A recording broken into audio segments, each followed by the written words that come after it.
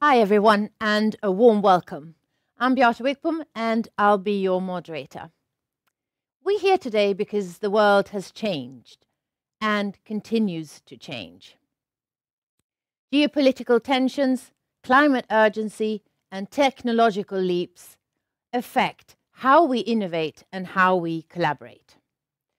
So the big question is, how do we continue to create real impact in volatile times? Sweden has a strong foundation in trust, in research, and in collaboration. But how do we stay relevant and competitive going forward? First, a message from Sweden's Minister for International Development Cooperation and Foreign Trade, Benjamin Dousa. Hello, everybody. First of all, I'm grateful for the invitation to this seminar. I'm very interested in the topic of innovation and devote a lot of my time to how Sweden should navigate the current state of the world. In a rapidly changing world, an interesting question to start with is, what is not changing?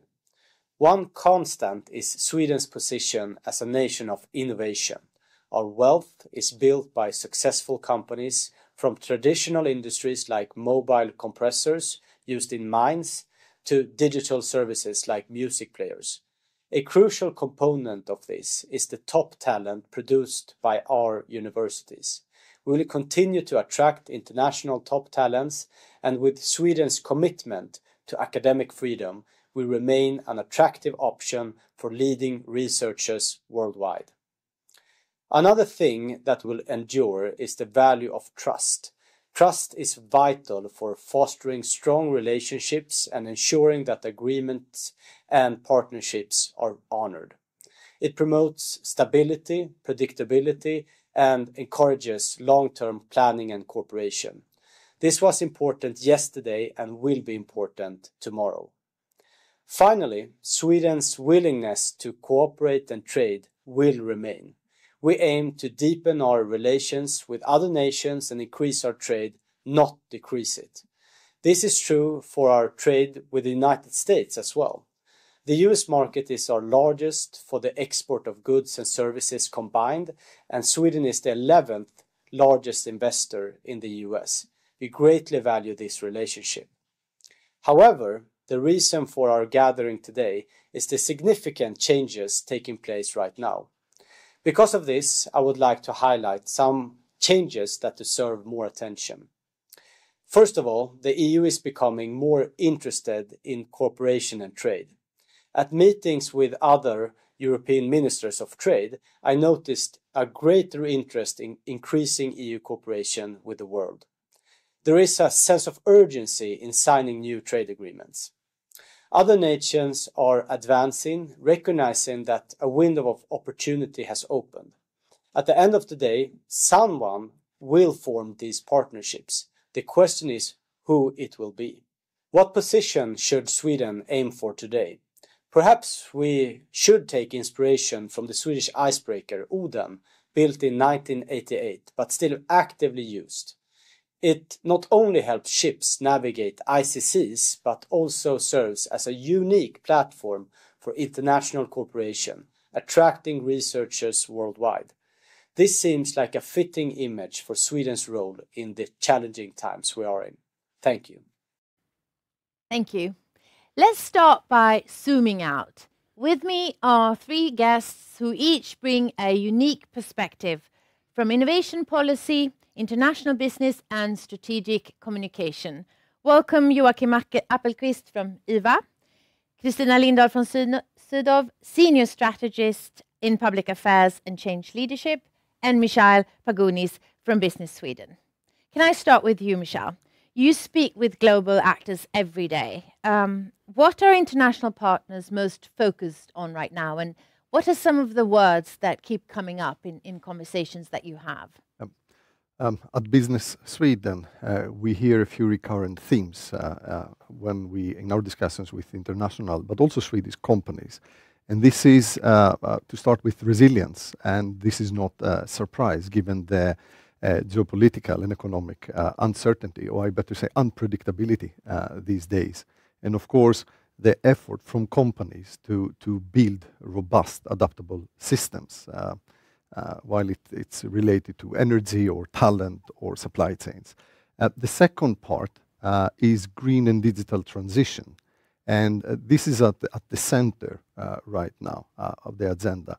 And of course, AI has a special role, not as a tool, but mainly as a form of transformation. The third part is about partnerships and collaborations. And there we see that there is a trend moving away from how we used to do it to be more specific, more targeted, more strategic collaboration.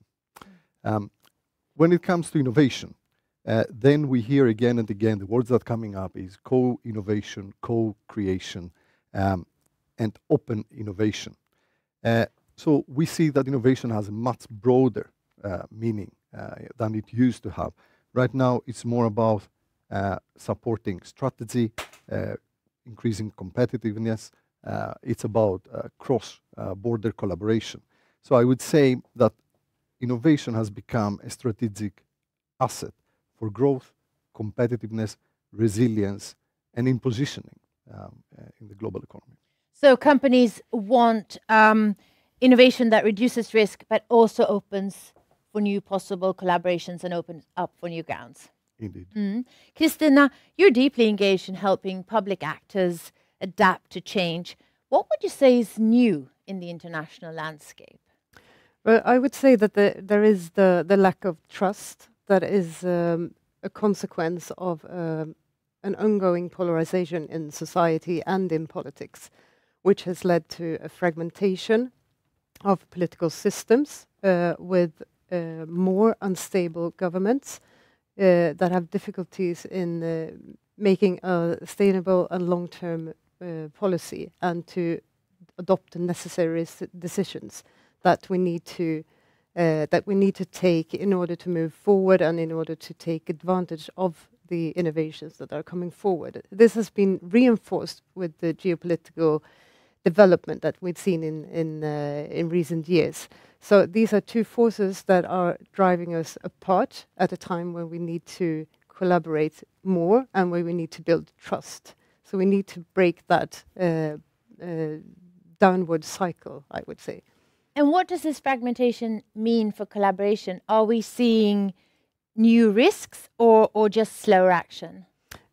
I would say that we see both. There's a risk that we stop talking to each other, even in political systems such as the European Union, for example, where we see that there is fragmentation of national governments and unstable governments, but also fragmentation within the European Parliament, who is the co-legislator. So there is a risk that both national and international institutions cannot take the necessary decisions, and that the political debate and the political dialogue is becoming more and more polarized yet again. So that is the big risk that I see, but we need to overcome that. And especially in Europe at these days, there is a momentum for Europe. We have said that there is a momentum for Europe for many, many years, but it's bigger than in decades, I would say. Yes. I could see Joakim and Michail nodding there as well. Joakim, at IVA, you have a broad view of innovation and research landscape. Can I ask you a question which is about where do you look now to understand what's happening in these volatile times? There's so many signals. Yeah, there certainly are. And we're, of course, picking up the focus on Europe. But moving to your question, we basically try to pick up signals from all over the world. We do that, of course, through our organization, but I would say mainly through the fellows of the Royal Swedish Academy of Engineering Sciences. There are more than 1,000 highly skilled experts in business, academia, and public sector. And we also have a business council where members from more than 250 companies are involved, and many of them are from the multinationals being present in markets all over the world. And what the thing that we pick up is that if you move away from the day-to-day noise that you read when you open the paper, it's about these almost seismic shifts in the knowledge geography, where you have especially China moving up in terms of publication and innovation activity, but also we see an emerging India. And that has been an ongoing trend for a number of years. But then we also see smaller countries learning from China and implementing very bold innovation strategies. So that there is a lot of thing happening beside this noise that we hear. So you look to other regions to understand what's happening than the ones you were looking at before. Is that correct? Yeah, you have to broaden the scope. Let's go even deeper and look at what's changing in international collaboration. I'll go back to you, Joakim. What would you say is affecting international collaboration in innovation the most right now? Well, I tried to summarize it in three trends. We see, and I guess we'll hear a lot about that, the changing geopolitical landscape, and that really means that everybody needs to think carefully about who you collaborate with and in what areas it's possible to collaborate. So that is one change that we see, and it's really affecting both businesses and academia. Then we see mindset shift change in academia. Really going back 10 years, it was just go, go, go, open to everyone, collaborate with everyone, regardless almost of area and country. Now we see a much more careful approach, really valuing the strategic benefits of collaborate with certain countries and also the geopolitical implications. So but then we raise the questions: are we closing off ourselves to collaboration that we need to have, especially given the changing knowledge geography? And finally, we see also in the last 5 years a move both rhetorically but also in practice, a shift from very strong focus on challenges and missions and more focus on missions and end goals towards technology. There's a lot of focus now on the technology rather than means. Is there a risk in that, doing that? Well, there might be a risk, but I see in terms of the Swedish debate, I actually see that there could be a benefit of us talking a bit more about technology, because at least my sense, having worked with research and innovation policy for a number of years, we have spoken a lot about the how, but not so much about the technology and the technological assets that we bring to the table. And that has led to at least some instances internationally where I got the sense that other countries are not really understanding what we're talking about when we're just talking about co-creation, collaboration, and the how, and not so much about our actual assets in terms of technology and what we can bring to the table. So we need to do both as well. If we can combine that will be a superpower. And I think the theme of today with the innovation, the impact innovation programs are an excellent example. So, Kristina, building on that, how does this changing landscape affect Sweden's global positioning as an innovation partner? I think it affects Sweden's global positioning in the same way as the disruption in the international trade affects it. So, I mean, we are an outward-looking country. We have an international business community with highly competitive and innovative businesses.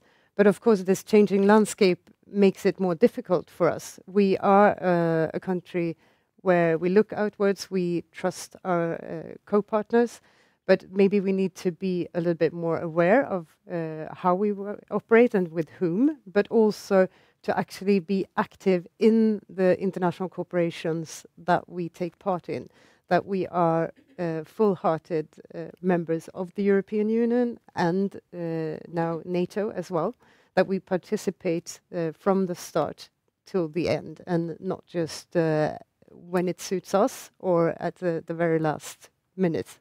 Be more active. Yes. Michail, given the unpredictability in global markets, how do international companies think about innovation today? Is it mostly about managing risk, or they're actually also looking to make some bold moves? I think it's both. I think now innovation is being used as a tool in order to, on one side, mitigate risks and navigate this uncertainty, but on the other side, look at the growth side. Many companies are looking at managing both aspects with innovation. And leading companies are treating innovation as a core strategy, not just R&D activity. We see the transition from this inward innovation within companies, within countries, to this outward innovation. And this is about building ecosystem across borders, sectors, and so on. And the purpose of that is to scale fast. That's the idea. And mitigate certain risks. And when it comes to Sweden, I agree with both Joakim and Kristina that it's not about ideas. It's to go beyond ideas, to be able to in a way scale these ideas, but solve problems. Have this business-driven innovation that we have a technology and we try to find the right partner in order to solve this problem together. I think this is an important aspect, and this is, if we do that right, then this is the way how we attract global partners, investments, but also talent. And ultimately, this is how we drive competitiveness. What's the self-confidence like in international business right now, Swedish business? Well, I think it depends where you look in terms of confidence, but it has to be a clear narrative. This is the most important part, that we have a very clear narrative when we go out there and we talk about our innovation, so that our partners, probably some of you that you are watching us right now, they have 100% clarity of what is it that we want to achieve. This clarity on the narrative gives us visibility, investment attraction, but also being able to sit at the table and decide about policy. What happens, Kristina, if we don't take control of the narrative, if we don't have a shared voice? I think to start with that, it's necessary to have a shared voice between business, science, innovation, and politics. So to make sure that the decision makers in Sweden or in other countries are aware of the solutions that are available. So when political decisions are taken, they are taken with a good information as a basis to know what is it that is achievable, not only what we want to achieve, but what is actually doable. And now with the new competitiveness agenda within the European Union, there are a lot of policy decisions that are going to be taken. With the next year 7-year EU budget, the funding is going to be there as well. So if Sweden is there and talks with one voice, and that counts for other member states as well, we make sure that the funding goes to the relevant parts of the innovation system, that we actually focus on what is important and what will strengthen our competitiveness. Otherwise, we will end up in another 7 years saying that, oh, what happened with all this money? I mean, there is going to be billions of euros spent on European competitiveness that will contribute to solve problems globally as well, not only in the European Union. Well, from your perspective, Joakim, what happens if we lose control of that narrative? Well, I think the important thing is, coming back to what I said previously, I think it's very important to create this narrative, but I think it's also important to listen in, especially in this volatile times and this volatile world that is the theme of the conversation today. Really listening, where is the game played, so that we are a bit agile and follow the discussion, and not just thinking, setting up all these processes and all these systems, and then we run a risk of being irrelevant when we come to the table. In Sweden we have this system. We need to be agile, and I think that's part of our DNA. We wouldn't have the company that we have if we weren't agile. So we need to learn from our multinational companies and be more agile in other parts of society, like politicians, public sector, and academia to some extent as well.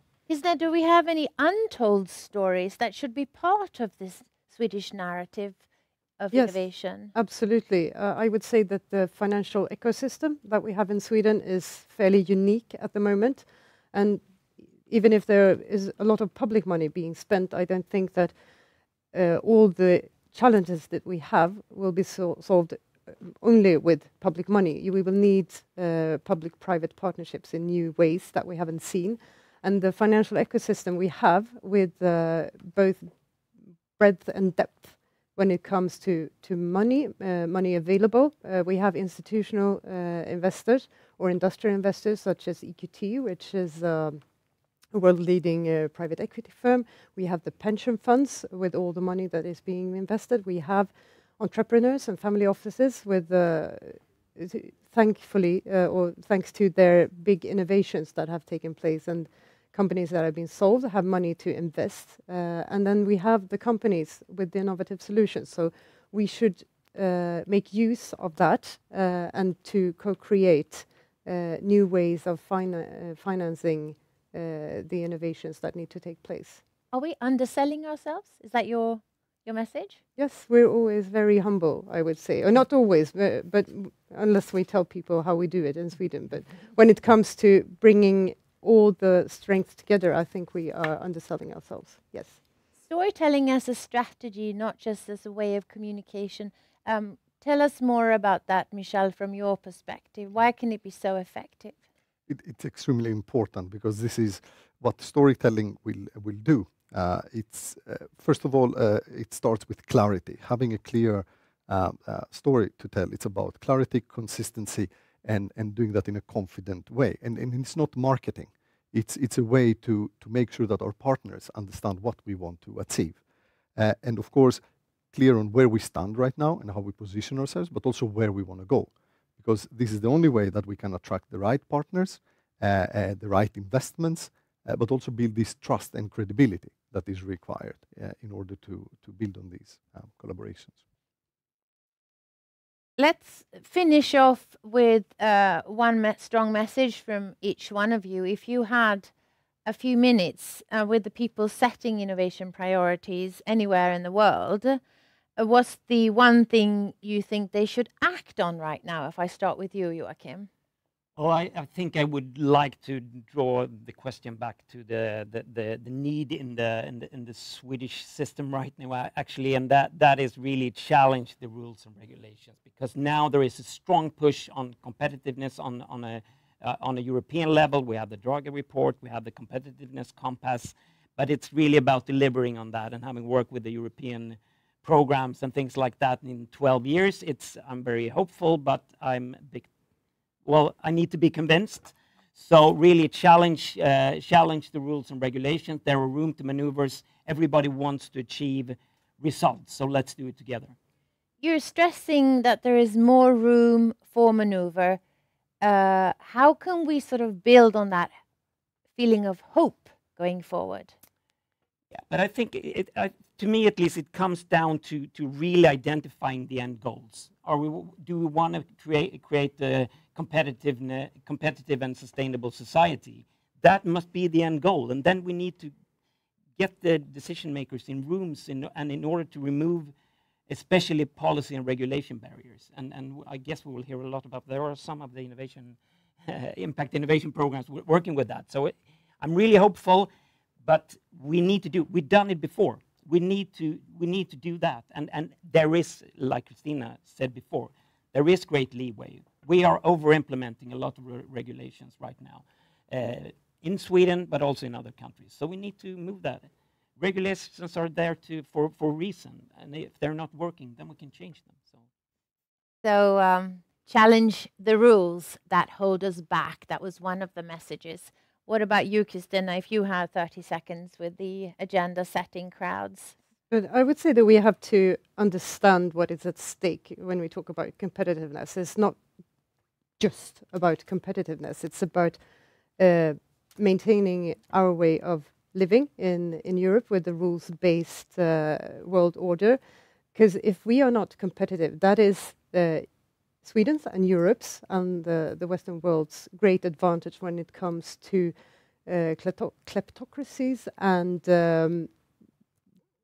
undemocratic societies, because that is what is at stake. If we can't maintain that, we don't have the competitive advantage vis-à-vis other countries that are governed in another way than we are used to. So it's really about our way of living. Thanks for reminding us. What about you, Michail? What would your message be, your strong message to act on? I would split it in two parts for all our international viewers. I would say that Sweden has a fantastic innovation ecosystem, pretty unique, that is open for co-creation, so that you're very welcome to explore these opportunities with the Swedish ecosystem. And there are fantastic innovations and opportunities that solve problems. When it comes to our Swedish viewers, I would say that let's align on having a focused vision, clear priority, and accept that we cannot lead everywhere, but where we decide to lead, then let's do it as one team, as Team Sweden, and build innovation bridges. Thank you for real insights. Michail Pagounis, Kristina Lindahl from Sydow, and Joakim Appelquist. Thanks for joining us today. Thank you. Let's now turn to Sweden's national programs for innovation, the ones that are actually building international collaboration on the ground. Impact innovation is Sweden's major innovation initiative for the 2030s and beyond.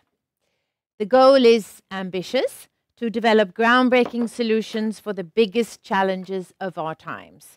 Not just incremental improvements, but real transformation. And turning Sweden into a sustainable and globally competitive nation. The programs within the impact innovation are internationally connected, of course, from day one. They're built for collaboration, for investment, and for scaling. So in these volatile times, marked by shifting alliances, resource pressures, and accelerating transitions, we're going to ask ourselves, how do we rethink innovation? And how do we not only protect, but also amplify the impact of bold ideas? How do we build resilience into our collaborations, financing and scaling strategies? And what does it take to turn fragility into opportunity? And how can we stay in Sweden at the forefront, not despite the turbulence, but responding to it with innovation that's faster and braver and more globally relevant? Impact Innovation is a joint initiative by the Swedish Energy Agency, Formas, and Vinnova. It's grounded, of course, in Agenda 2030, the EU missions, and our national societal goals. So now we're going to take a closer look at some of the programs that drive this work. Let's start with manufacturing and mining, and what Sweden can offer in a race to reach net zero. So please help me welcome Sofia Wieselfors from Net Zero Industry and Rachel Pettersson from Swedish Metals and Minerals.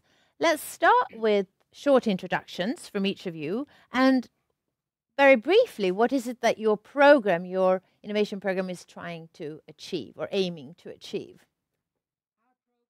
Swedish Metals and Minerals.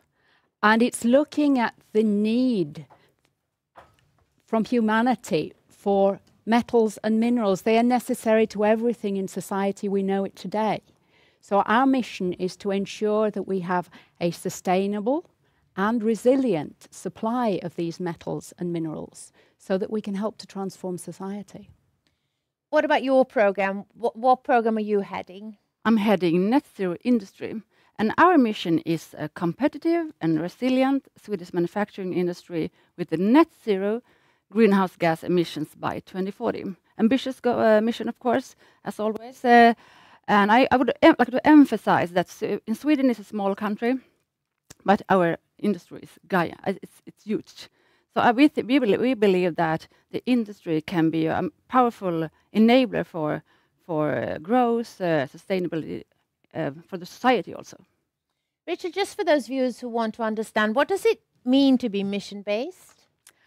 We have a guiding light ahead of us, which is everything that we do should be leading towards this mission in some way or another. They may be quite independent efforts, but they are all leading in the same place. And you're working in sectors where change is massive and it's costly. In this volatile world, we begin with metals and minerals. What's new, Rachel? The pace is new.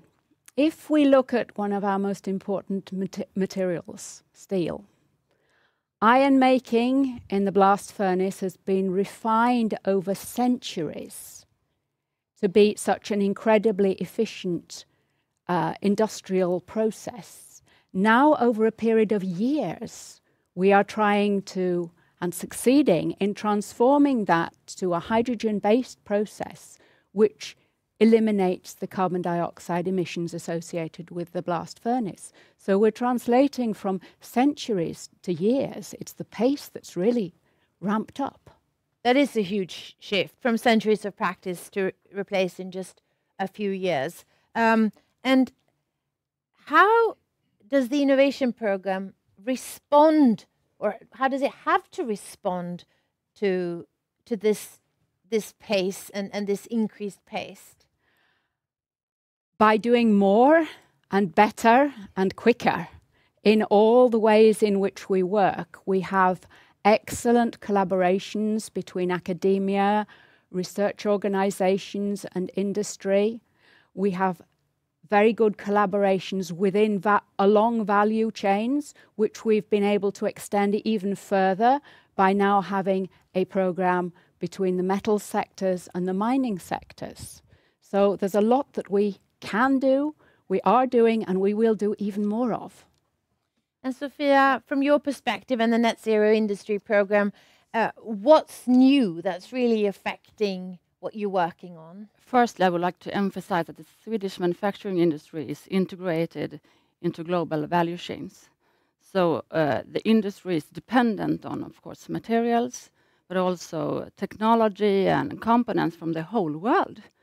And I think the industry is quite used to be flexible and so on. But last years we have been seeing a much more, how do you say, uncertain and rapidly changing world. And of course that affects the industry in many ways and levels. For example, they have to work with more regionalized supply chains, for example, and so on. But from a program perspective, I think the programs, they are a perfect match with this kind of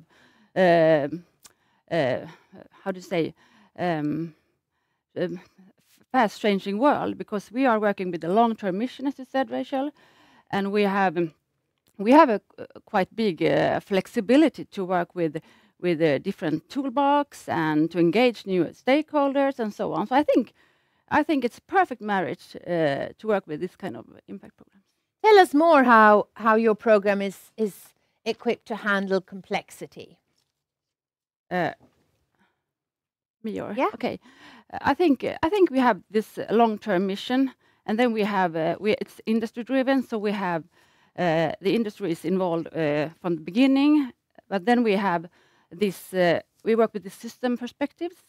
It's we have to include like infrastructure, regulations, behaviors, competence, product, processes, and also maybe yes. So we need to work, we have a toolbox that is new for us, I think. Mm. Given how exposed Sweden is to global shifts, I'd like to talk a bit more how you design innovation so that it's actually scalable in this new environment. Would you like to start, Rachel? Scalable means a lot of different things. We've got the first level of scalability, which is taking an idea from the lab and the small scale up to how can it be implemented in companies in Sweden. How can it then be rolled out to more companies in Sweden? How can it be included in international collaborations? How can Swedish ideas be taken up in other countries, in other programs? How can we bring other ideas and other concepts home and include them in our research? So it means being continually reactive, quickly reactive to a dynamically changing situation. And what would you say when conditions change fast? What's your strategy for building resilience into that innovation and not just growth? I would like to say that we have two key areas in the program, and the first one is resource efficiency, and the second one is resiliency. So I think resiliency is within our mission, and in all levels, whatever we do, we have resilience with us. So a more resilient industry, prepared for radically changed conditions, that's one of our main areas in the program, I would say. And in your program, what role does resilience play? Resilience is often a question of having alternatives. Having alternatives in terms of supply, in terms of value chains, also in terms of materials. What material should be used for a given application? If certain materials, certain alloying elements become critical or largely unavailable, how do we design around that? How can we produce different materials which will nevertheless fulfill the same functionality? So we're always keeping options open. There may be a best way, but there's also a plan B and a plan C and a plan D. In a world where we talk so much about data and digital solutions, one forgets sometimes that some things are physical in the world, and your program is very aware of that. We have a lot of physical components in our program, but digitalization is also very important. We are part of the green and digital transformation, and digitalization is revolutionizing production processes, it's revolutionizing materials design, it's revolutionizing circularity of materials, use of materials. So digitalization is a very important and integral part of what we're doing. If others are watching Sweden now, what's unique with the innovation programs and how you work? Rachel, please market these programs a bit. I think one of the strongest elements that we have is that we have a long-standing tradition of collaboration and trust within our research programs.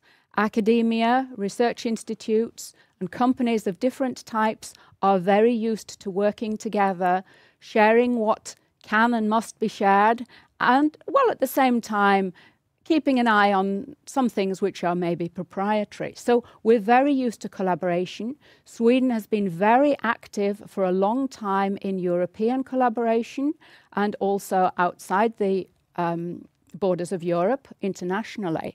So we're used to collaborating and keen to do more of it. Mm. Yes, firstly, I think we have in Net Zero, we are working with the manufacturing industry, and the industry is already a top runner in the world. Globally, many of with green solutions, and there's a huge demand. So I think we are having a good platform. But within the program, I think, as Rachel told us, we have a long history from these collaborations. But I think there's something new with these programs. We are trying to leave our traditional silos, and we are not just talking about production, not only production processes. We are talking about the whole ecosystem around manufacturing, and that's new, and that's I think it's challenging, of course.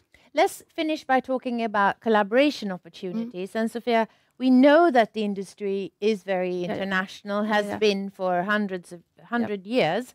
But where do you see a demand for new types of international partnerships right now? Of course, within the industry, there is within green solutions we can talk about circularity, and there's huge possibilities. But within the program, I think it would be nice to cooperate with other regions or cities who has done this before us. Maybe there isn't anyone, because we are trying to work with the industry really close and to change the whole system. How do we do this? How do we engage new actors from other sectors? And how do we do this? With experience from system change. Yes. Mm. Rachel, where do you see global interest turning into real opportunity for your sector? What we already see is that many of the companies in our sectors are very much global. They work with global value chains, they work with global markets, they have production in many countries. So in themselves, they have a lot of opportunities for rolling out solutions in the global marketplace.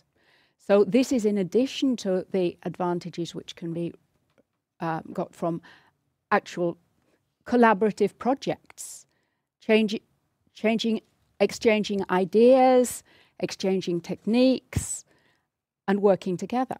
So do you have in mind one of those dream collaborations? Who would be at the table? What would it focus on? How could it be designed in a dream world?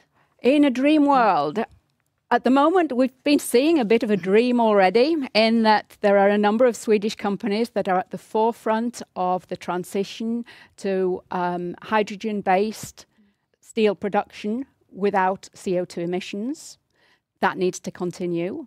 We're also looking at a challenging situation in terms of critical raw materials, where we have possibilities for international exchange to both make sure Swedish technologies are used more, but also to bring concepts such as new metallurgical processes to Sweden, where there are when they are things that we don't really have yet. What kind of metallurgical industries would that be? All types of metals refining. We need a lot more things than just iron. There's been a lot of discussion recently about, for example, rare earth metals. We do have more resources in Sweden than we are using at the moment. But there are some steps in the technology which we need to work together with others to develop. So exciting. I'm looking forward to following the development in this industry, in this area. Sofia, I'm not sure, but maybe a region, because I think the industry, as Rachel told us, is already at the international market. So from the program perspective, maybe a region or a city that has worked together with the industry. Maybe. Could you name one or two? Maybe California or Singapore or something. I don't know. Why? Maybe. Why would that be? Because they have. I think California, they are interested in this way of working, and Singapore, they have worked together. So maybe we have something to learn from each other. And how could the program approach or design such a collaboration? Just to understand the role of the program. I think we are quite open for the collaboration, and we're just in the moment working with our strategy for internationalization. So maybe in a couple of weeks we know how to do it. Yeah, we'll come back. Yeah. Do it. Thanks so much. Thank you for joining. Thank you. Thank you. Let's shift focus to some of the most complex systems that we have: cities, governance, and water. These are areas where innovation isn't just about technology, it's about leadership, regulation, planning, and people. So how do we scale solutions in systems that are messy, political, and deeply local, but where the challenges are global? Please welcome from SustainGov, Mariell Juhlin, from Waterwise Societies, Gina Aspelin, and from ShiftSweden, John Hultén. Let's just start with a short introduction of you and your program. What is it, Gina, that your program is aiming to change and address? Well, water, it's a basic necessity of not only people, but also our societies. And to be very honest, Swedes have been quite spoiled in terms of water. We have more than 100,000 lakes in Sweden. But just this week, there are news in Sweden that there are regions experience record low levels of water. This is due to the very low levels of precipitation the last couple of months. No rain. No rain. And this will affect the agriculture sector, the industries. So our mission is more or less easy: sustainable water for all by 2050. And Mariell, what's your program aiming to change, and why is it urgent? Well, today's societal challenges are extremely complex, and we believe that the public sector can and should play a role in tackling these. We can absolutely see, though, that demographic and budgetary constraints makes the situation such as we cannot hire more people. We need to think differently. We need to innovate. So we believe that we need to find new ways of governing and work within the public sector, but also between the public sector and other sectors in society, the civil society and the private sector, in order to generate more sustainable outcomes, both at societal level and individual level. And in short, what we usually talk about is going away from doing things right to doing the right things, from government to governance. Oh, thanks. Very clear explanation. John, what about the ShiftSweden program? Tell us what you're aiming to solve, the big challenges that you're addressing. But I think first it's important to understand that in Sweden, some 50% of the population lives in cities like Stockholm, like Gothenburg, like Malmö. But half of the population actually lives in smaller cities and villages. And we address living spaces in all types of contexts. And what we want to do in ShiftSweden is to shift the way we work and develop the built environment from linear to more circular solutions. To really find ways of how to utilize the built environment that we already have, how to reuse the building materials, etc. And we want to shift the transportation systems so that we create more solutions and alternatives to the private car, emphasizing and developing public transport systems, biking, walking, shared mobility solutions. And we really want to do this in ways that develop living spaces for all. And we will do that in this program in 100 places over the next 10 years. And the issue of scaling is so important. What makes scaling hard, and how do you do it anyway? Well, I think we tend to focus very much on scaling up, but I also think that we have to focus on scaling down, because it's not only about copying something that we learn in one place to another, because our living spaces are too complex, and we really need to understand the context, the people who live in the specific context. So we need to think about how can we translate solutions, ideas that we learn in one place to another. So we need to scale down things and think about how can this thing that we learned in Gothenburg, how can that be used in another city or in another context, for example. Mariell, scaling is never easy, but in these times, with political shifts and stressed public systems, what makes it especially difficult? What I would say, one major issue, which has actually been mentioned here earlier, is trying to see who can take leadership over coordinating something that is cross-boundary. I mean, in terms of the public sector, it's very difficult for one region to sort of take responsibility for scaling something in a different region. It's also difficult to take leadership across agencies and across governmental levels. So that is a huge challenge, but it's also an issue about capacity and funding, because most public organizations already are at the brink of what they can do. They are really stressed and don't have more capacity to think differently. So and how does your program work with this reality? Well, we try to, of course, provide relevant funding, support, approaches, tools in order to support systems actors. And we need to work really closely with them so that they feel that support, and they have, because we know so little about the how. We know a lot about the what and the why, but we still need to explore that. And that is also a challenge, because that's not something that we're fundamentally used to doing. Scaling is one challenge. Talk about other challenges in your mission. Yeah, so I think that when we talk about water, you know, water is it's easy and complex in the same way. Many takes it for granted. We don't really think about how we use our water. And that's one thing that we need to look more at. But another thing is that we also have conflicting targets many times, just not only in organizations, but also between organizations and in these collaborations that we are talking about. And that's what we are trying to tackle by gathering all of these different actors within our program and have the diverse actor groups discussing the challenges and talking about how can we do something together. All of these challenges are really long term. Water really long term. There is no alternative to water. So what are you doing to strengthen your program's ability to work long term with all the relevant actors and all the relevant stakeholders? Yeah, I think it's back to actually engaging all of these different actors. The program RNO is initiated by the agencies, but we're trying to gather as many actors as possible. Those are really, really interested and want to do something about the challenge that we have. And we start with them. And along the way, we try to add more groups and people. And we discuss, we disagree, we agree, we talk, we try out different things. And we will fail. And that's what we need to discuss and continue talking about. But we still, at the same time, we have the same mission. So having the mission being the long-term goal. That's why it's greatly designed for long-term collaborative work.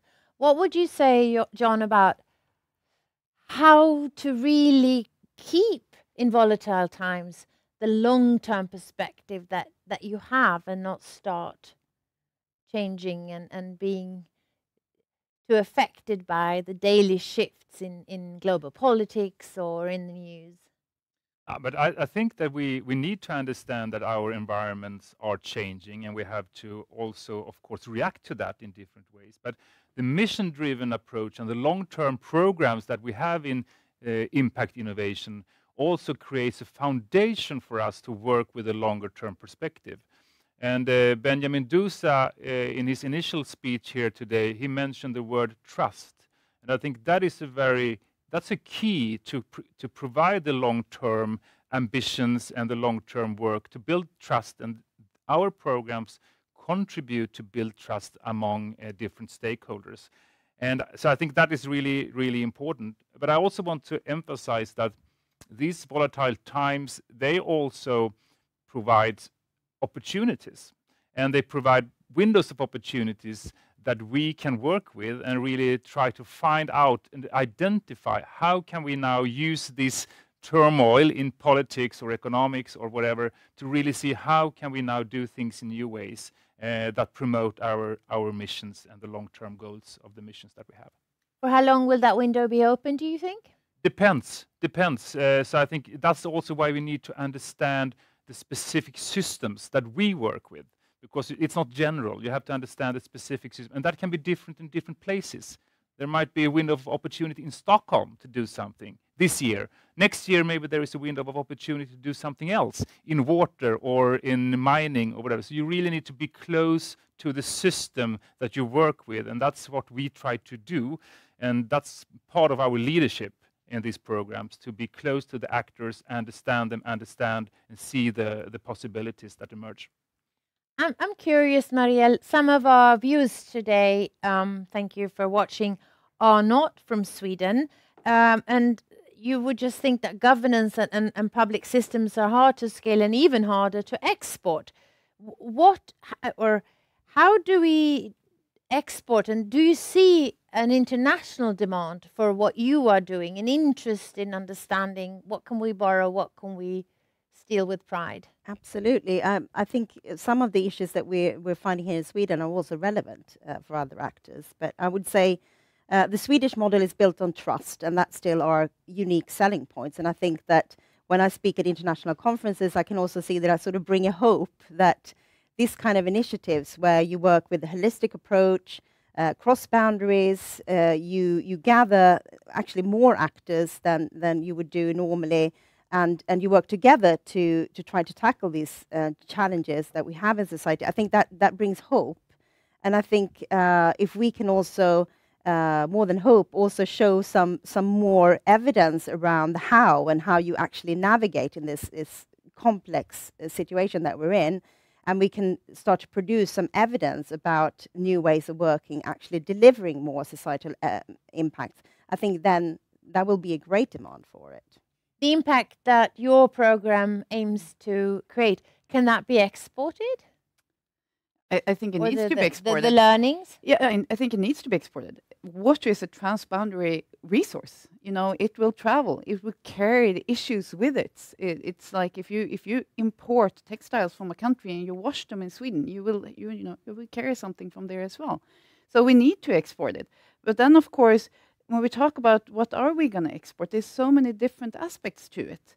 The Swedish models is, it is a system perspective, and it is difficult to export. But that can't be a boundary. It needs to be an opportunity to look at what are interesting for others to participate in, and what do they see as a value for them to actually learn from us.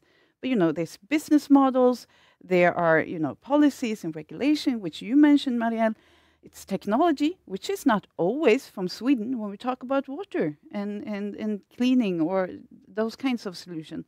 It's also nature-based solutions. So there's a lot of different things that we can export in different ways. I'm just curious, what regions or countries are inspiring you right now, or maybe asking you to collaborate? May I first follow up on the previous discussion, because I think I don't think myself so much about export or import in those. I don't really think about those terms so much. I think more about, in the previous panel here, we talked about storytelling.